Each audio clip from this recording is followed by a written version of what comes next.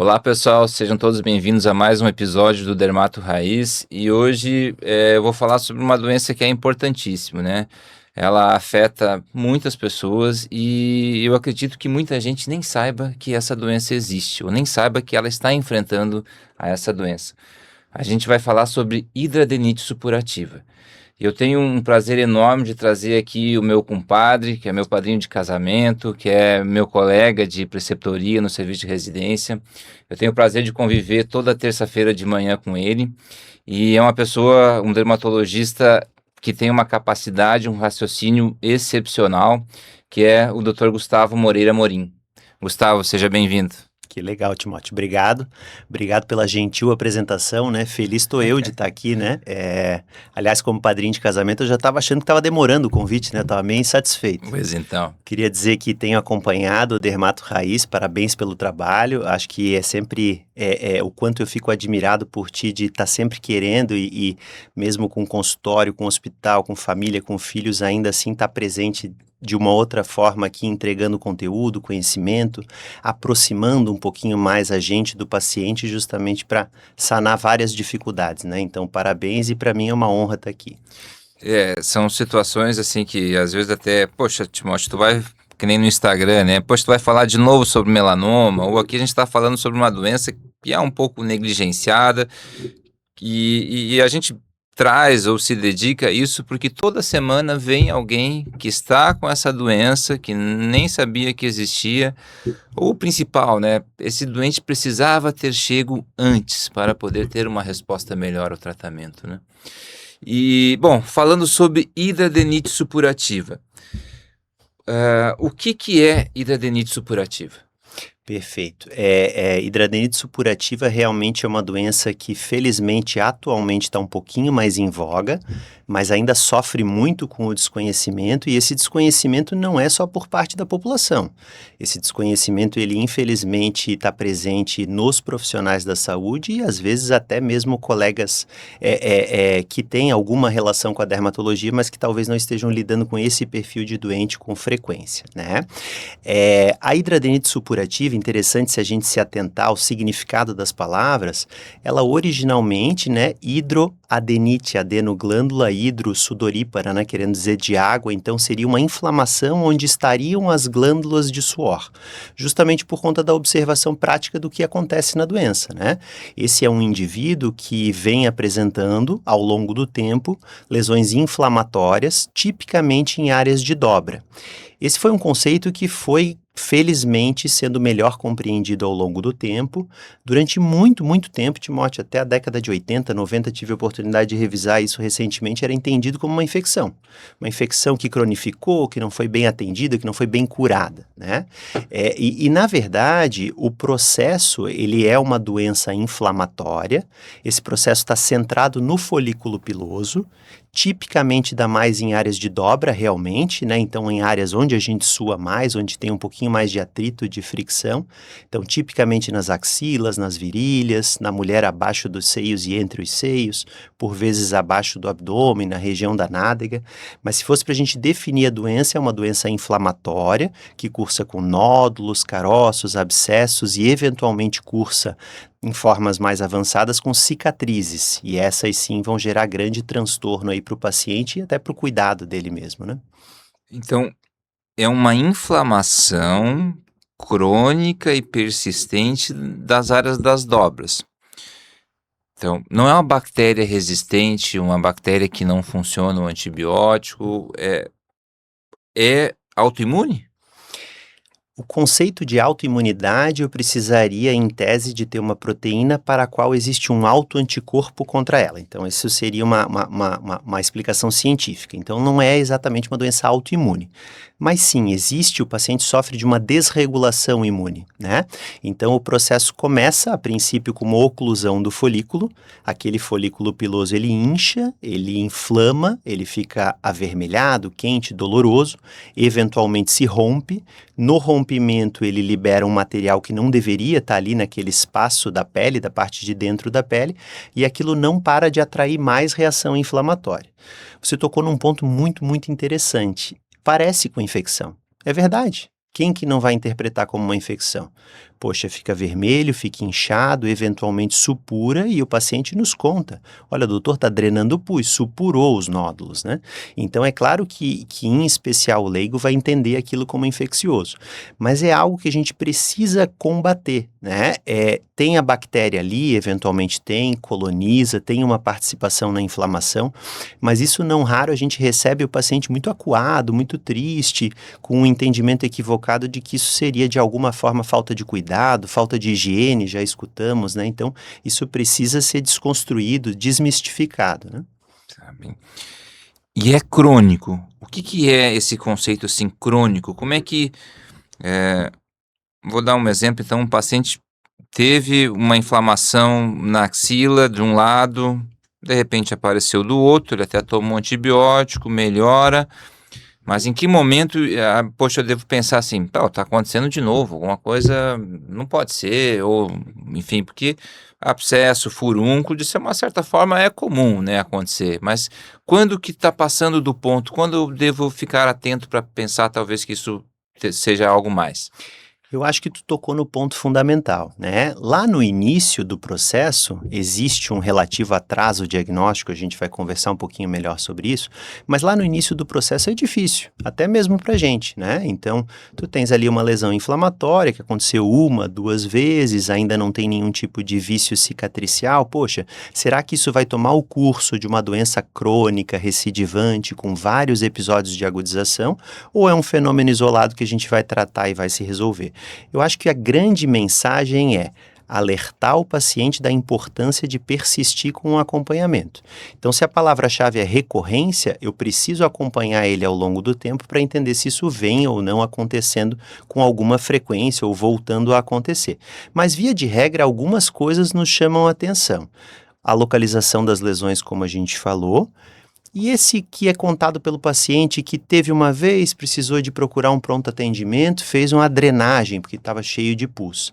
Aí dali um pouco teve uma outra vez, o médico recomendou que tomasse o antibiótico por mais tempo. E de novo, e de novo. Então eu acho que a grande questão é a repetição, a recorrência. Isso não deveria acontecer. Perfeito. E idade? Tem idade? Quando que começa? Quem é o paciente assim que tem o perfil? Como é que é o perfil de paciente portador dessa doença? Ótimo. Então, quem que em tese está sob mais risco, né?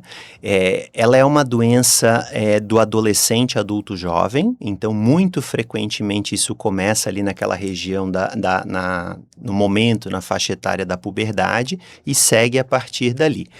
Infelizmente acomete mais homens do que mulheres, né? Então a literatura fala em duas, três mulheres para cada homem. Lá no nosso hospital a gente teve a oportunidade de juntos estudar lá aquela população que a gente cuida, hoje com mais de uma centena de pacientes, e lá a gente viu que são 4 mulheres para cada homem. Então o sexo feminino, ele infelizmente é mais acometido, muito provavelmente por alguma implicação hormonal ali, especialmente porque começa na puberdade.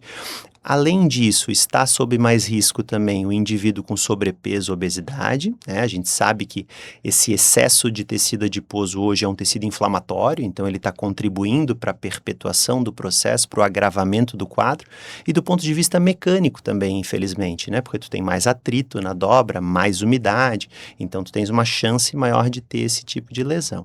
Além da obesidade, tem alguma implicação a história familiar, quer dizer, existe uma predisposição genética, não é algo simples, 2 mais 2, tenho esse gene, vou ter hidradenite ou não vou ter hidradenite, mas não é raro a gente atender, né? Você deve ter isso no consultório, assim como a gente tem no hospital. O meu pai realmente teve isso durante muitos anos, mas, enfim, não procurou atendimento. Ou a minha irmã realmente sofreu muito com isso na adolescência, né? Então, tem uma história familiar ali que é relevante. E o último aspecto epidemiológico, que na verdade é um grande fator de risco, é o tabagismo, né? Então, realmente, fumar aumenta muito o meu risco de ter hidradenite, de ter uma hidradenite mais grave.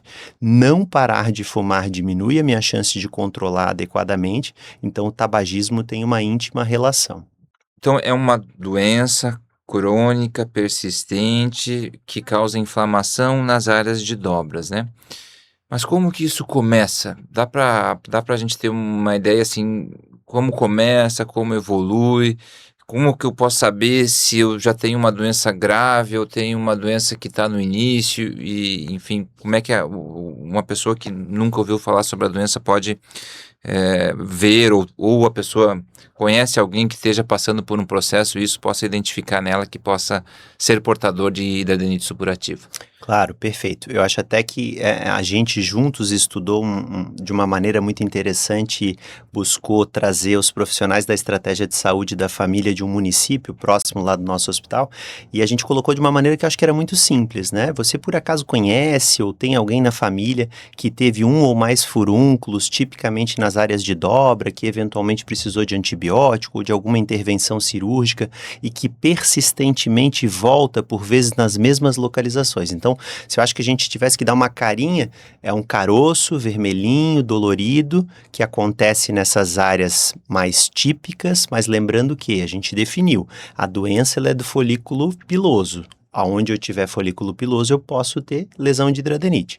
Mas o típico, na topografia que a gente comentou, axila, virilha, sulco intermamário e inframamário, região inferior do abdômen, região perianal e perineal, né? Acho que seriam as regiões mais típicas. Mas vamos lá, como é que a gente passa a se atentar quando examina um doente, pensando que isso pode se tratar de uma hidradenite supurativa?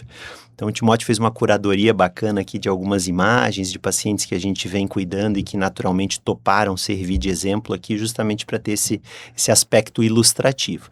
Então, ter um caroço, que a gente chama um nódulo inflamatório em uma área de dobra, tá tudo bem, eventualmente você podemos ter, né? Trocou o desodorante, passou a utilizar um desodorante em roll-on que fosse mais oclusivo, cessou aquela oclusão, a coisa tende a se resolver.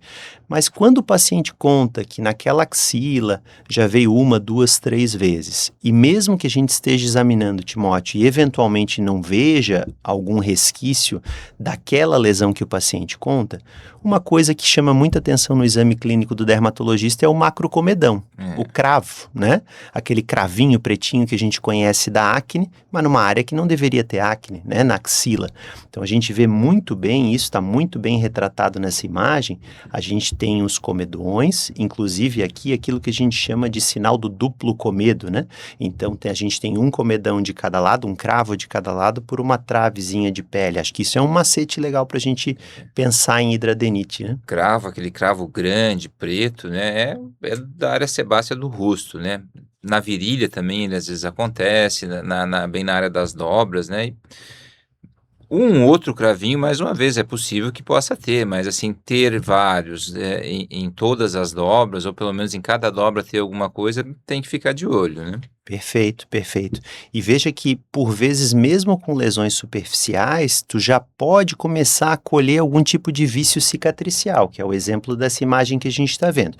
De novo, aparecem os mesmos cravos, né, como a gente consegue perceber aqui, mas algumas cicatrizezinhas meio atróficas, aqui uma areazinha de uma trave de pele, assim como se lembrasse uma pontezinha de pele, provavelmente entre duas áreas que recém-inflamaram. Então, de novo, algum grau de cicatriz. Claro, uma coisa é o paciente que teve um abscesso, fez uma drenagem cirúrgica, vai ter uma cicatriz. Mas umas cicatrizes que vão aparecendo com o progredir do quadro ou na recorrência também é um sinal de alerta. Acho que a gente tem que dar um passo para trás e pensar, poxa, pode ser uma hidradenite supurativa.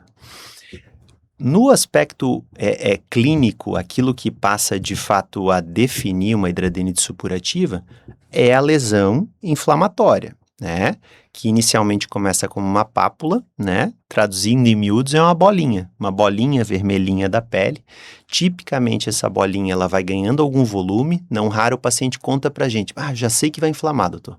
Começa a ficar duro, meio dolorido, e dali um pouco ele começa a perceber aquela área realmente inchada, por vezes vermelha, quente.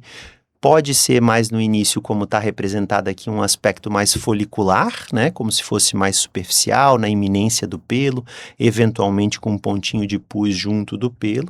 Mas, à medida que esse quadro evolui, e aqui talvez seja a marca clínica dessas formas mais precoces, é o nódulo, né? O nódulo é o caroço que a gente fala, né? Essa área de pele inchada, gordinha, vê na documentação, numa imagem que o Timóteo produziu aqui, muito, muito didática, mostrando que é uma lesão palpável, ela é interna, ela é dolorida, ela é inchada, né? Então essa é a carinha, vamos dizer, da hidradenite quando começa, né? E é aqui que a gente queria estar vendo o nosso paciente sempre, né? É nesse ponto que a gente consegue talvez diminuir o risco de ter sequelas, né, importantes e talvez frear a doença nesse momento. Então, até o momento a gente tem uma doença que causa infecção recorrente e dor, né? Então, o paciente tem dor. Quando esses nódulos, né, movimentar a axila, a virilha, vai pôr um short, uma bermuda, vai andar, vai caminhar, vai fazer algum esforço físico, é uma doença que cursa com dor, né? Temos o nódulo. O nódulo responde ao antibiótico, talvez sim, talvez não. E aí, o que a gente leva mais uma vez é que ele volta. Às vezes volta no mesmo local, às vezes pode voltar num outro local próximo, ou quando vê aparece numa outra axila ou em outra topografia, né? E esse é um ponto importante, esse caráter de repetição, de cronicidade. Aí também precisa levar para que essa pessoa possa pensar em procurar uma avaliação mais especializada ou talvez perguntar para o médico, poxa, tá, já só nesses 3, 4 meses é a terceira ou quarta vez que eu estou tomando antibiótico por causa disso, alguma coisa, talvez não é só uma infecção, não é uma bactéria super resistente, mudar o antibiótico, tomar outro antibiótico, né? Então nós temos os macrocomedões, que é às vezes até, digamos assim, um fator de risco, né? Aí nós temos as pústulas, aquela inflamaçãozinha mais superficial, e aí temos os nódulos, né? E como isso vai evoluindo? Aí que está o ponto-chave, né? É difícil prever a história natural da hidradenite, quem vai avançar de uma maneira rápida, galopante, grave, de quem vai ter um curso de doença assim um pouquinho mais protraído e mais lento.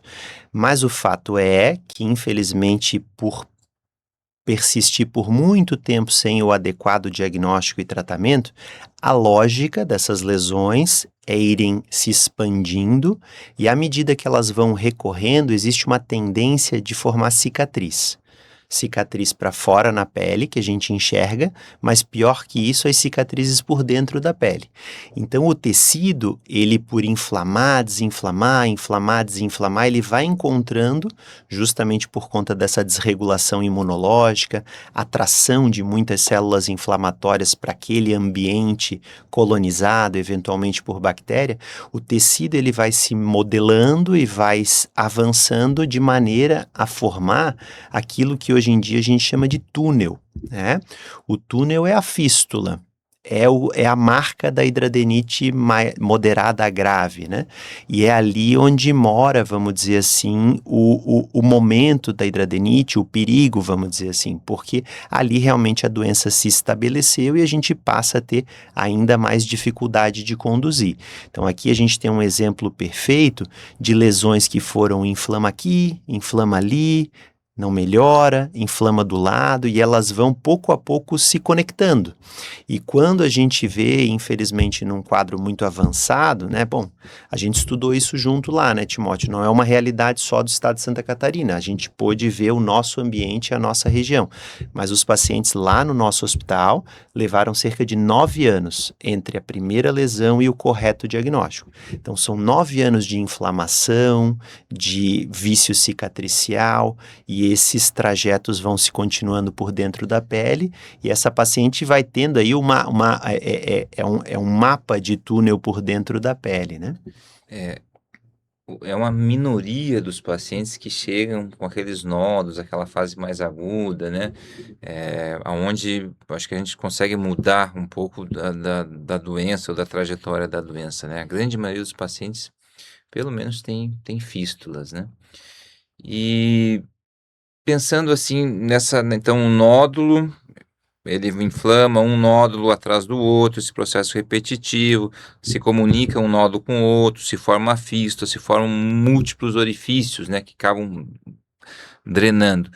E aí o paciente, depois dessa fístula, desse túnel, né, muitas vezes o paciente consegue perceber que aquilo é um túnel, dá para colocar um dedo, dá para passar, e aquilo ali sempre fica vertendo pus. Então aí a gente entra numa fase, então a gente tem uma fase que tem abscesso, tem dor, tem os túneis, e agora muitos pacientes se queixam também que começa a ter um pouco de cheiro, né. Isso acontece, como é que isso funciona?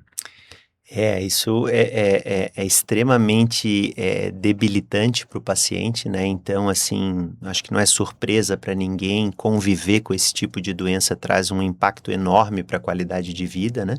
Então, tu mencionasse muito bem dor. Esses pacientes têm dor crônica, além da dor da agudização, do quadro inflamatório agudo, como tu bem dissesse. Às vezes o paciente não senta, não consegue ir trabalhar, não fecha os braços. Uma mulher não veste um sutiã, não veste uma calcinha, justamente porque tem muita dor. E nesse momento realmente dos túneis, das fístulas e esse aspecto de estar constantemente exsudando, né, que é o termo que se fala da questão em que vai minando líquido e pus, né, esse é um momento bem degradante para o paciente justamente porque por vezes gera mau cheiro, suja a roupa, determinada vestimenta ele não pode usar ou não se sente à vontade, por vezes a mulher está sempre se sentindo suja, e aí precisa de estar trocando de roupa, precisa usar absorvente sem nem ter necessidade do ponto de vista de ciclo de fato, né? Então é mais uma carga que é imposta pela doença, infelizmente.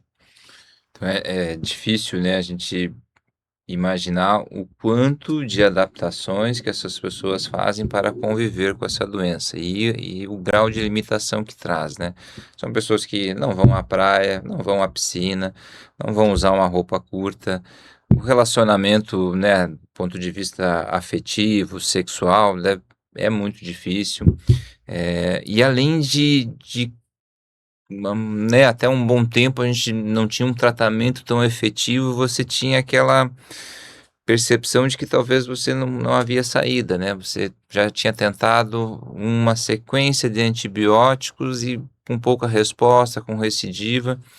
Então, deixava o paciente muitas vezes com uma qualidade de vida muito ruim, com a impressão de que não há saída, né, para resolver essa situação. A gente né, lembra muito da adenite na axila, né, porque é onde o paciente, mais se queixa, mas, você pode ter lesões em quais partes do corpo?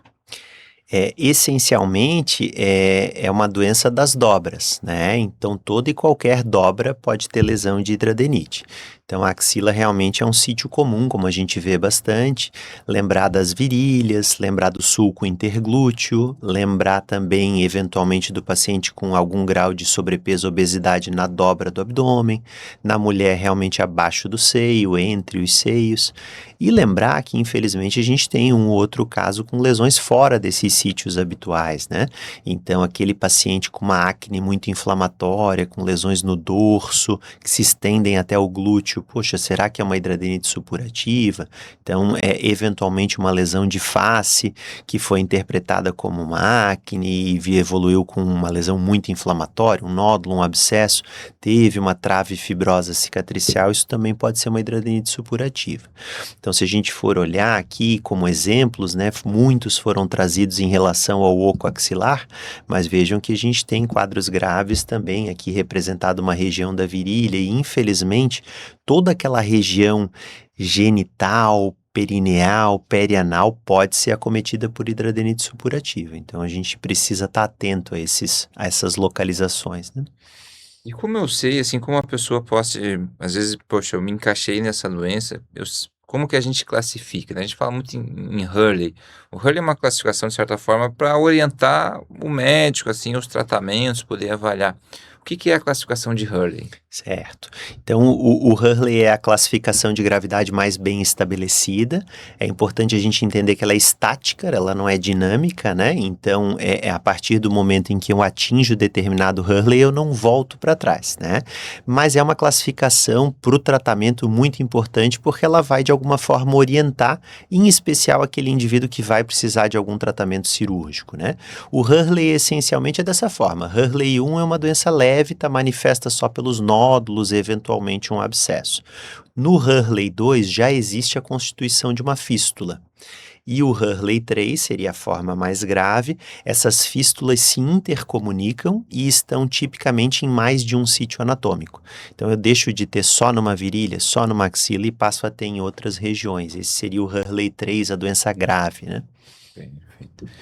E vamos entrar então numa parte agora que, né, nos últimos anos a gente tem um pouco mais a oferecer para os pacientes, mas é importante a gente mais uma vez lembrar, diagnóstico precoce, os resultados são muito mais satisfatórios, né?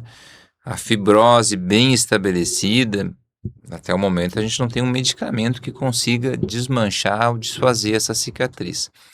Como que você planeja assim o tratamento dos seus pacientes, né? Naquele quadro mais inicial, o paciente só tem nódulo. Ou hoje, o que que você usa de arsenal de tratamento? Explica o que que você faz, como você planeja, tem papel antibiótico, não tem? O que que você mais faz e o que que, se puder pincelar para a gente, o que que tem de expectativa para novas drogas para o tratamento aí no futuro em breve? Maravilha. Então vamos lá, né? Diante desse cenário hipotético ideal que a gente está encontrando um paciente com uma forma mais leve, que infelizmente é minoria, mas eventualmente no consultório a gente tem essa oportunidade. Aquele indivíduo com doença mais leve, que está manifesta por um nódulo ou outro, qual é o tratamento dele, né? Primeiro, por ser uma doença com essa multifatorial, com esses múltiplos aspectos, eu preciso tentar de alguma forma me atentar a todos eles, né? Então, um grande aspecto é tentar diminuir um pouquinho o atrito na dobra. Então, se eventualmente eu tenho um paciente com sobrepeso, com obesidade, a orientação sobre o emagrecimento, sobre a redução do peso, com a prática de atividade física, com a orientação nutricional e uma dieta hipocalórica, isso pode ser importante. Fica aqui uma ressalva, nem todo paciente com hidradenite é gordo. Isso é uma inverdade. Existem alguns indivíduos, inclusive com IMC abaixo do ideal, que têm hidradenite e por vezes têm uma doença inflamatória importante. Então não é uma orientação para todo mundo. Mas naquele indivíduo, de maneira individualizada, que cursa com sobrepeso ou obesidade, o controle do peso se mostra muito benéfico. E tem espaço a caneta, as canetinhas emagrecedoras? Estão ganhando cada vez mais espaço, né, Timóteo? Eu acho, assim, que é algo para a gente estar atento. É uma doença que tem toda a cara da multidisciplinaridade, né? Então, ter a atenção de alguém que possa lidar junto com a gente com dor crônica, a orientação em relação aos cuidados com as feridas, com os curativos. É claro, por que não, se a gente tiver essa oportunidade no indivíduo com sobrepeso, com comorbidade, no indivíduo com obesidade, os análogos de GLP-1 transformaram o tratamento, né? Então, eu não tenho a menor dúvida de que isso vai ser sim importante para uma série de pacientes, como a gente já teve a oportunidade de ver na prática, né? Voltando àquele cenário do indivíduo com doença inicial, algumas orientações são básicas e bem-vindas, quase para todos os pacientes. O uso de alguma estratégia tipo sabonete em área de dobra com ação antisséptica é interessante, né? Então a gente costuma utilizar o próprio clorexidine ou os sabonetes à base de triclosano, eventualmente os sabonetes com iodopovidona, nessas áreas de dobra, de fricção, de lesões com frequência durante o banho. Um outro aspecto interessante é a orientação nas axilas do desodorante. Então, preferir não utilizar o roll-on, não utilizar o creme, porque acabam fazendo mais oclusão e podem induzir lesão. Naquele indivíduo que se sentir à vontade, a depilação definitiva é interessante, né? Então, se o processo está centrado no folículo piloso e eu elimino o folículo, a tendência é que eu diminua a carga de lesão. Então, hoje em dia, as áreas que acometem a hidradenite, as axilas, a virilha, é socialmente aceito que talvez não se tenha apelo para aquele indivíduo que se sentir à vontade. A epilação a laser, eu acho que é uma medida que é bem interessante. Conversamos lá no início, se for o caso, tente parar de fumar. E é qualquer tipo de tabagismo, né? Então, principalmente uma doença que afeta o jovem, o adolescente, o adulto jovem, o cigarro eletrônico, o vape também tem um papel. Então, todo tipo de tabagismo idealmente deve ser cessado. Aí tu me perguntou a respeito do antibiótico. Tem papel? Tem. Com certeza tem papel.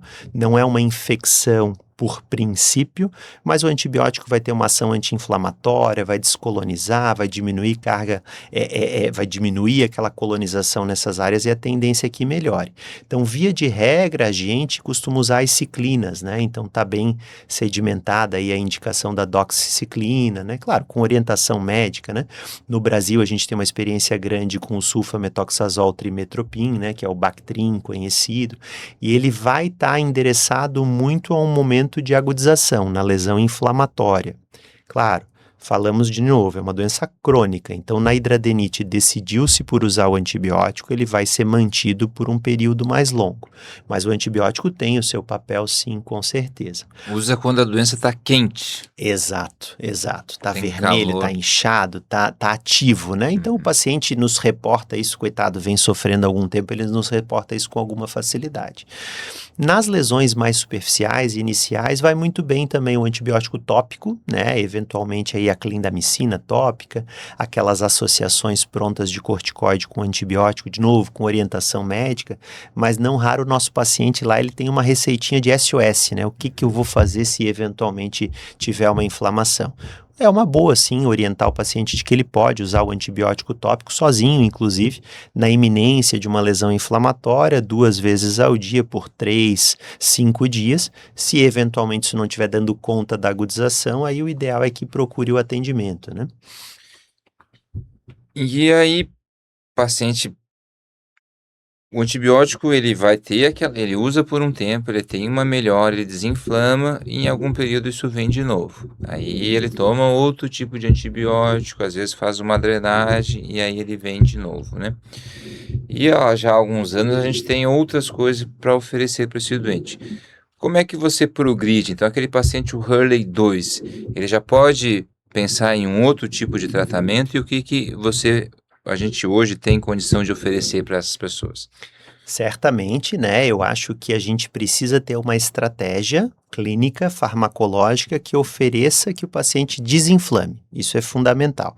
O antibiótico, como a gente falou, tem um papel, ele vai ter um papel até determinado ponto, mas a gente não vai poder se apoiar somente nele se a doença recorrer.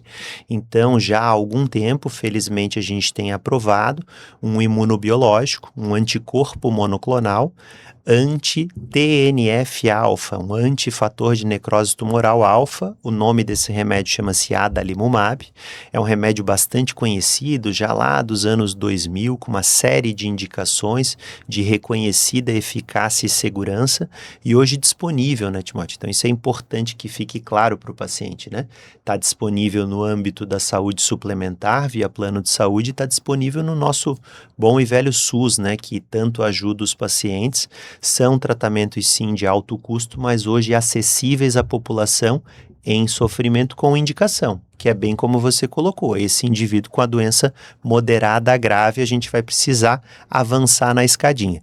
É importante a gente entender que, talvez diferentemente de outras doenças dermatológicas que a gente lide, psoríase, dermatite atópica, urticária, na hidradenite supurativa a gente acrescenta, né? Então é uma doença tão complexa, especialmente nesses quadros mais avançados, que a gente acrescenta, sobe um andar na escadinha, sem deixar de lado o antibiótico tópico na crise, sem deixar de lado o cuidado local, sem deixar de lado eventualmente um novo ciclo de antibiótico na agudização. E é uma doença crônica, recalcitrante e recidivante, né? Então, é difícil de tratar e pode voltar. E muitos pacientes, às vezes, eles têm, poxa, doutor, tinha tanta esperança na medicação e não respondeu tão bem, ou ainda persisto ter. O tratamento, ele deve ser mantido junto com o acompanhamento. A gente pode sempre estar associando alguma coisa. O paciente pode ter algum nódulo, mesmo em vigência do uso dessas drogas mais modernas, precisa fazer alguma pequena infiltração, às vezes uma drenagem ou algum outro tipo de tratamento. E também a gente não sabe, muitos pacientes, às vezes, como eles evoluiriam se a gente não tivesse na vigência de algum tipo de tratamento, né? É certo que naquele tratamento mais antigo, de somente o antibiótico, ele não conseguia modificar a evolução da doença. E agora, em algum certo grau, a gente consegue, e para alguns pacientes a resposta é realmente muito, muito boa, né? E você faz essa monitorização, quando eu digo assim, monitorização da atividade da doença, né? O paciente precisa manter as consultas, as avaliações, que outras ferramentas você utiliza para monitorizar a resposta do paciente e a necessidade de algum outro procedimento a mais. Não, perfeito. Eu acho que a gente tem que estar sempre com um plano estabelecido, uma meta. Como é que a gente vai avançar ao longo do tempo em relação à doença do paciente? Eu acho que uma primeira decisão que lá no hospital a gente felizmente toma juntos, né, é se ele vai precisar ou não de uma intervenção cirúrgica. Então, acho que isso é importante de ser dito, né? O tratamento farmacológico com remédio, ele tem um papel fundamental, né? A gente vê isso na prática. Se eventualmente não existe aquela melhora a olhos vistos, o paciente nos conta: olha, doutor, tá doendo muito menos. Diminuíram o número de crises. Antes, toda semana eu tinha uma nova lesão. Hoje em dia, uma vez no mês, mesmo quando ela vem, ela não dura mais 7, 10 dias, ela dura 2, 3 dias. Isso me trouxe muito conforto, muito alívio. Então, o tratamento, claro que ele vai ter ali algum papel, mas naquele vício cicatricial muito estabelecido, o túnel, a fístula, aquilo é um tecido pró-inflamatório. Ele fica atraindo inflamação, e como tu bem colocasse, é difícil que tu tenha uma estratégia farmacológica que vai desfazer cicatriz por dentro da pele. Então, aquele sítio precisa ser operado em conjunto com o tratamento. Então, cirurgia e remédio andam juntos. Esse paciente ele precisa estar desinflamado, operar. E operar também o desinflama, isso é interessante, né? A gente opera um sítio que estava realmente especialmente ruim e percebe que outras áreas esfriam de alguma forma, né? Então, o tratamento, sem dúvida, ele é combinado, né? Se a gente tem, assim, de que forma que vai acompanhar, eu acho que é isso. Olha, o seu caso precisa de cirurgia. A gente vai abordar de uma maneira sequencial. Começamos por essa região que lhe traz mais desconforto. Você vai continuar o seu remédio. E a gente tenta ver esse paciente com a maior frequência possível. E esse é um paciente que realmente precisa ter algum tipo de porta aberta para nos procurar na agudização, né? E como tu dissesse, a gente sempre tem uma maneira de aliviar aquele sofrimento, né?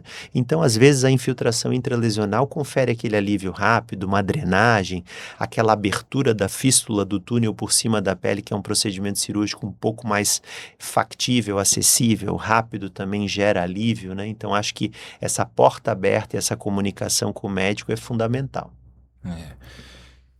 O ultrassom acho que também tem um papel importante, né? Ele consegue mapear para a gente, quando é feito por um médico que tem conhecimento, né, sobre a doença, a extensão dessas fístulas, a extensão dessa inflamação que a gente não consegue ver só com a palpação ou só com o olho nu, e talvez, né, para nos ajude a orientar quando a gente vai fazer a intervenção cirúrgica, né? Que no momento que tu tem aquele túnel, que tem aquela área onde você tem dois pontos que se comunicam, aquilo ali precisa ser aberto e precisa ser desfeito, como tu bem falou, né? Então, o paciente começou o seu tratamento, eu pelo menos eu vejo que talvez essa seja a preferência, ele começar o tratamento com anti-TNF e já começar a sua programação para fazer a cirurgia, né? E a cirurgia, existem vários impactos que pode acontecer. Tem muito paciente que tem uma esperança de que a cirurgia vai ser a solução de todos os problemas. Não é. É uma doença crônica, então ele pode recidivar no próprio local da cirurgia, ele pode recidivar em outros locais. Então, a cirurgia ela é fundamental em vigência do tratamento e sempre vai haver uma melhora, mas não há uma garantia de que vai ser a solução, nem mesmo até por aquele ponto que foi operado, né? E por outro lado, alguns pacientes têm muito medo que a cirurgia é muito extensa, muito demorada. Então, a cirurgia ela tem uma boa indicação também para os casos iniciais. O paciente que tem uma fístula, que tem um nódulo mais persistente, tem uma fibrose um pouco mais profunda, talvez aquela hora já de retirar aquilo. Cirurgia pequena, recuperação rápida. Até um bom tempo a gente fazia coisa um pouco mais radical, tirava todo o oco axilar, deixava aquilo cicatrizar por segunda intenção. Muitos pacientes acho que têm essa indicação, mas eu vejo que talvez agora a gente possa ir um pouco mais devagar, né? Tirando algumas partes, removendo algumas fístulas, parece que aquilo vai abrindo um pouco o campo e com o auxílio do ultrassom a gente vai mapeando os pontos que a gente vai reintervindo na sequência, né? Então, a parte da cirurgia, eu acho que ela faz parte do tratamento e os pacientes que têm uma resposta, assim, uma melhora bem impactante na qualidade de vida são aqueles que conseguem se submeter à cirurgia, né? Que hoje em dia, infelizmente, ainda é um gargalo, né? A É muito dificuldade difícil. de encontrar um profissional que saiba operar hidradenite, que deseja operar hidradenite, né? Isso em ambiente de saúde pública é ainda mais difícil. Felizmente, a gente lá com muita luta e muita dedicação da equipe cirúrgica e chefiado pelo Dr. Timóteo, a gente consegue oferecer no hospital, com as nossas dificuldades, com acesso somente à anestesia local. Mas é muito interessante, né, Timóteo? A gente tá para liberar os dados dessa pesquisa aí, mas é quase que não tem um paciente insatisfeito de ter operado, né? Eles têm medo de início, Tem medo. preocupados com a cicatriz. Quantos a gente vê no segmento hoje em dia de 2, 3, 4 anos, o paciente levanta o braço, mostra a virilha, super contente. Olha, doutor, eu nem ligo para a cicatriz, só não me dói mais e eu tô feliz e recomendo fazer esse tratamento, né? Diminui muito, especialmente aqueles pacientes muito secretivo, né? A cirurgia ajuda muito nisso. Por mais que ele vai ter que, às vezes, ficar com um curativo, 2, 3, 4 meses para reepitelizar e cicatrizar bem. Só o fato de não ficar drenando aquela cicatriz, não manchando a camisa. Claro que ele muitas vezes vai ter alguma limitação. Toda cirurgia deixa uma cicatriz, deixa alguma sequela. Mas isso é bem impressionante. Todos os pacientes... Aqui, inclusive aqueles que não responderam totalmente, recidivaram, não, pode cortar de novo, vamos fazer de novo, vamos tirar, porque vê que diminui muito, né? Então, eu acho que ajuda. O grau de satisfação é grande, né? E falando nisso, até para tentar transmitir alguma mensagem de esperança aí para quem está nos escutando, né? Você colocou muito bem lá no início de que a coisa está avançando, em especial esse aspecto dessa desregulação imunológica, inflamatória, o entendimento foi avançando, outras vias inflamatórias foram sendo identificadas, fazendo com que hoje a gente tenha como perspectiva não futura, mas já atual, a aprovação de 2 outros medicamentos imunobiológicos para tratamento de hidroadenite supurativa, disponíveis no Brasil, hoje em princípio para saúde suplementar, mas felizmente, se Deus quiser, em breve no SUS também. Então isso é um ganho terapêutico para aquele indivíduo que o anti-TNF teve um papel, mas que eventualmente precisou de uma outra estratégia anti-inflamatória, e fora daqui tem se pesquisado demais, né? Então nunca se estudou tanto hidradenite supurativa, e que bom, né? Porque esses pacientes realmente merecem outras vias imunológicas, remédios em comprimido também altamente eficazes. Então, felizmente o futuro é bastante promissor, mas segue a mensagem que você estabeleceu. Quanto antes diagnosticarmos, menos progressão de doença, mais chance da gente obter êxito e oferecer mais qualidade de vida para esse paciente, né? Eu acho que quanto mais, né, quanto maior é o arsenal, né, hoje a gente não sabe, talvez combinar 2 drogas para o paciente que não respondeu, quando que nós vamos substituir, em qual o time disso, logo em seguida, ou nós vamos esperar esse paciente por um tempo de tratamento, paciente que responde precoce, responde tardio. A medicina sempre traz muito mais perguntas, né, do que respostas, mas com certeza quanto mais medicamento, quanto mais técnica, mais tecnologia a gente pode agregar, sempre é bom, né? Nós vamos fazer aí os mitos e verdades sobre a hidradenite supurativa. Desodorante causa hidradenite? Mito e verdade. Eu acho que eu responderia dessa forma. Talvez um desodorante com aquela grande capacidade antitranspirante, um desodorante em roll-on, em creme, pode aumentar a oclusão e realmente favorecer o quadro. Agora, dizer que a hidradenite se formou só por causa do desodorante, acho que é balela. Hidradenite é falta de higiene? De forma alguma, né? Então, isso é mito completamente, isso precisa ser combatido para a gente diminuir o preconceito contra a doença. Hidradenite é contagiosa? Não é contagiosa, né? Então, hidradenite não é uma doença transmissível. Abraçar, tocar, apoiar, compartilhar, eventualmente, é uma peça de roupa, isso não tem a menor chance de transmitir hidradenite supurativa. Espremer pode piorar? Sim, verdade, né? Então, o ideal é não espremer a lesão inflamatória, não. Tem algum alimento que piora a hidradenite? Eu acho que isso é muito individual, né? De bate-pronto eu diria que é um mito, né? A princípio não existe essa relação direta e eventualmente um outro paciente nota piora com leite derivado, mas a gente não pode generalizar isso, né? Então é um exagero da internet aí que o leite é inflamatório, não é por aí. A dieta é livre. Sim.